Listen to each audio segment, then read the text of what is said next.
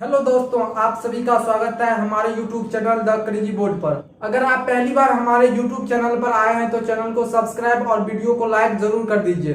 दोस्तों, आज हम देखने वाले हैं कि मोल क्या होता है और इसको हम कैलकुलेट कैसे करें। तो दोस्तों, हेडिंग भी जैसा कि आपको दिख रहा होगा, क्या है heading, what is mole and how can calculate it, यानी मोल क्या है और इसको हम कैसे कैलकुलेट करें यानी ज्ञात करें। तो पहला क्या है, मोल क्या है। तो हम मोल के बारे में हम आपको बता दें। मोल जो है एक मेजरमेंट यूनिट है। मोल क्या है, एक यूनिट है। जैसे केजी होता है, मीटर होता है, सेंटीमीटर होता है, उसके बाद लीटर होता है। ये क्या है, मेजर करने का ये एक यूनिट है, यानी मापने का एक यूनिट है। हम बोलते हैं 1 केजी हमको दूध चाहिए, 1 केजी चीनी चाहिए। अगर ये यूनिट नहीं रहेगा तो हमको दूध या चीनी लेने में काफी डिफिकल्टी होगी, क्योंकि मेजरमेंट का एक यूनिट रहना बहुत जरूरी है। उसी प्रकार से मोल भी एक जो है मेजर करने का यूनिट है, मापने का एक यूनिट है। तो इसका डिफिनेशन क्या है, एक मोल पदार्थ की वह मात्रा है जिसमें कणों, कणों का मतलब क्या होता है, परमाणु हम बोल सकते हैं, अणु बोल सकते हैं या आयन बोल सकते हैं। तो क्या है, जिसमें कणों की उतनी संख्या होती है जितने की कार्बन 12 के 12 ग्राम में कार्बन परमाणु होते हैं। यानी कार्बन 12 का मतलब हुआ कार्बन के कई आइसोटोप होते हैं। जैसे कार्बन 13 होगा, कार्बन 14 होगा और कार्बन 12 होता है। यानी 3 आइसोटोप कार्बन के होते हैं। यहाँ पे क्या है, कार्बन 12, यानी ये कार्बन का मास है। अगर कार्बन 13 लेंगे तो कार्बन वैसा कार्बन जिसका मास 13 है यूनिवर्स में। उसके बाद जो है कार्बन 14 लेंगे तो कार्बन का वैसा आइसोटोप जिसका क्या है, मास क्या है, 14 है। यहाँ पे बताया गया है एक मोल पदार्थ में उतनी ही मात्रा होगी जितने की मतलब कार्बन 12 के 12 ग्राम कार्बन में प्रेजेंट होगा परमाणु की संख्या। तो क्या है, कार्बन 12 के 12 ग्राम कार्बन में कितने परमाणु होते हैं, वो परमाणु होते हैं 6.022 इंटू 10⁻23 परमाणु। ये क्या होते हैं, कार्बन 12 लिया गया, यानी ऐसा कार्बन लिया गया जिसका मास क्या है, 12 ग्राम। इसमें जब हम एटम की संख्या देखें, परमाणु का मतलब होता है एटम। एटम इसमें देखा गया तो कितना एटम था, 6.022 इंटू 10⁻23, इतना एटम इसमें था। तो इसे ही क्या बोले हम, एक मोल बोले। यानी एक मोल में कितना नंबर हो जाएगा, 6.022 इंटू 10⁻23, और इसको हम एवोगाड्रोज नंबर भी बोलते हैं। तो यहाँ पे लिखा गया है, इसे एवोगाड्रोज स्थिरांक या एवोगाड्रोज संख्या कहते हैं। इसे Na या n0 से निरूपित किया जाता है, यानी इसको n0 या Na से हम इसको लिख सकते हैं। आपको पता होना चाहिए, मोल लैटिन भाषा का एक शब्द मोल से लिया गया है, और जो है जिसका अर्थ होता है ढेर या समूह। यानी इसको हम बोल सकते हैं इंग्लिश में हीप और पाइल। मोल शब्द लैटिन भाषा मोल शब्द से लिया गया है, जिसका अर्थ होता है ढेर या समूह। दोस्तों, ये आपको आई थिंक समझ में आ गया होगा कि मोल क्या होता है। आप इसको राइट डाउन कर लीजिए। उसके बाद देखते हैं कि हम मोल को कैलकुलेट कैसे करें, कैसे मोल को हम निकालें। सबसे इंपॉर्टेंट वही है। तो पहले आप इसको राइट डाउन कर दीजिए, उसके बाद देखते हैं। दोस्तों, मोल को कैलकुलेट करने के लिए हमको 2 फार्मूला याद रहना चाहिए। पहला फार्मूला क्या है, मोल बराबर गिवन मास बटा एटॉमिक मास। अगर इसका हम हिंदी में मतलब निकाले तो क्या आएगा, पदार्थ का द्रव्यमान बटा पदार्थ का मोलर द्रव्यमान। और दूसरा फार्मूला क्या है, मोल बराबर गिवन नंबर बटा एवोगाड्रोज नंबर। यानी क्या आएगा, गिवन नंबर का मतलब हुआ पदार्थ की परमाणुओं की संख्या बटा एवोगाड्रोज संख्या। आपको पता होगा कि एवोगाड्रोज संख्या क्या होता है, 6.022 इंटू 10⁻23। ये क्या होता है, एवोगाड्रोज संख्या होता है। तो दोस्तों, सबसे पहले हम जो है 1 नंबर वाला फॉर्मूला का यूज करते हैं और मोल कैलकुलेट करते हैं। जैसे कि हमको दिया है मोल ज्ञात कीजिए। पहला नंबर में दिया हुआ है 52 ग्राम हीलियम, यानी हमको हीलियम का मोल निकालना है और उसका मास दिया गया है 52 ग्राम। तो हम क्या लिखेंगे, मोल बराबर गिवन मास बटा ग्राम एटॉमिक वेट या एटॉमिक मास। क्या है, ग्राम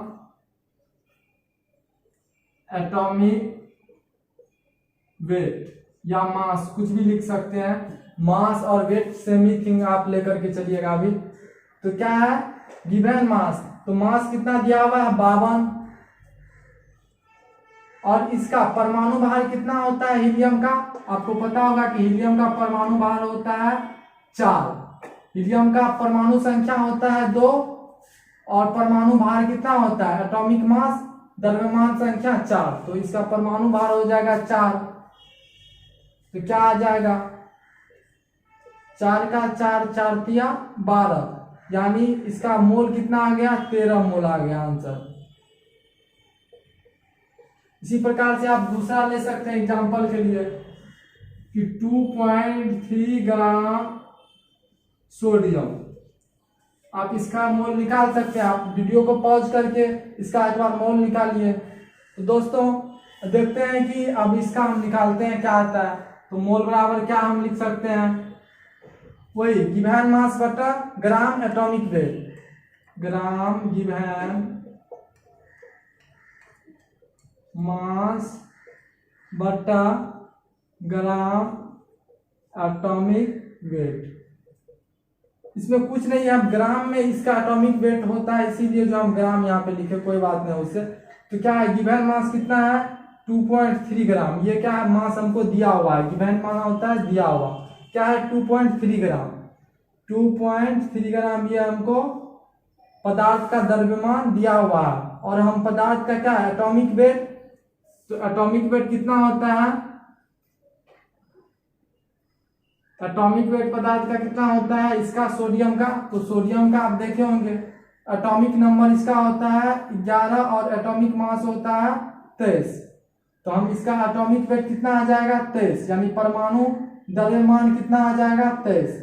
तो 2.3 बटा 23 तो कितना आ जाएगा, 2.3 को 10 बार पढ़ेंगे तो कितना आ जाएगा 23। तो इसका आ गया 1/10, ऊपर में क्या आ जाएगा 1, नीचे में 10, 1/10 का मतलब क्या आ गया 0.1 मोल।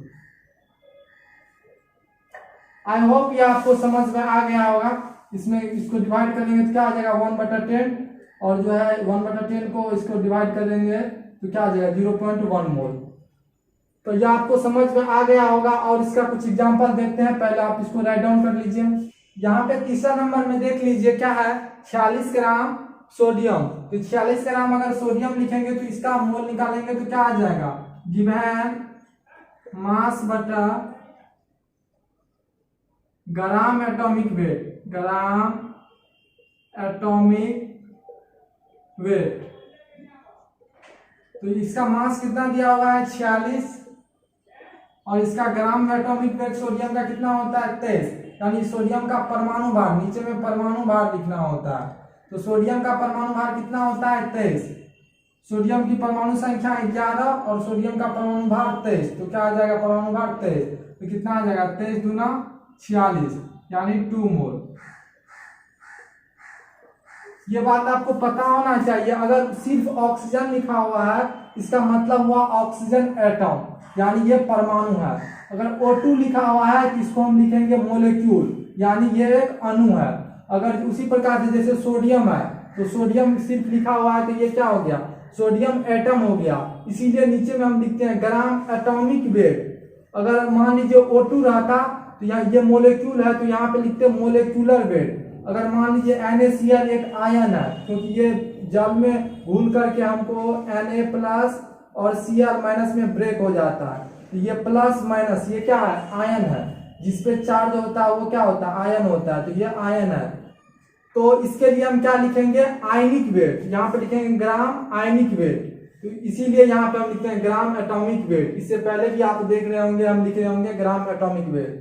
तो आपको समझ में आ गया होगा कि यहाँ पे हम ग्राम एटॉमिक वेट क्यों लिखते हैं, क्योंकि ये एक एटम है। अगर मोलेक्यूल रहेगा तो मोलेकुलर वेट, अगर आयन रहेगा तो आयनिक वेट। तो वो देख लेंगे हम क्या रहता है वहां पे। तो इसका मोल कितना निकल गया 2। उसके बाद जो है और देखिए 8 ग्राम क्या है O2 मोलेक्यूल, 8 ग्राम क्या है ऑक्सीजन मोलेक्यूल है। तो इसका हमको मोल निकालना है, तो इसका मोल निकालेंगे तो क्या हो जाएगा गिवन मास बटा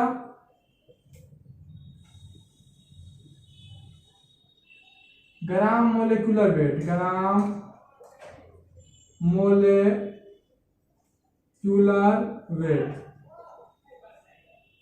तो कितना है गिवन मास 8 ग्राम। 8 ग्राम क्या है हमको दिया हुआ मास है, बटा ग्राम मोलिकुलर वेट। इसका हम मोलिकुलर वेट निकालेंगे तो क्या हो जाएगा, एक ऑक्सीजन का मास कितना होता है, एक ऑक्सीजन का मास होता है 16, और जो यहाँ पे कितना ऑक्सीजन है 2, तो इसको 2 से गुना कर देंगे तो कितना आ जाएगा 32। O2 का क्या हो जाएगा, मोलिकुलर मास कितना आ जाएगा 32, क्योंकि एक का 16 2 का 32, यहाँ पे लिख देंगे 32।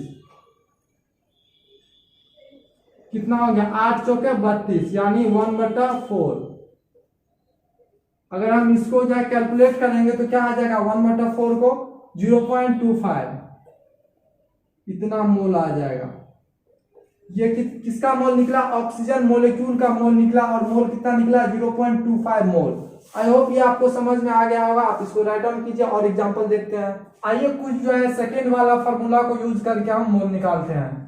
ये फार्मूला कहाँ हम यूज करेंगे, जब नंबर दिया रहेगा तब हम इस फार्मूले का यूज करेंगे। यहाँ पे दिया हुआ है 12.044 into 10⁻23 number of helium atoms, यानी हीलियम एटम्स का कितना नंबर है 12.044 इंटू 10⁻23।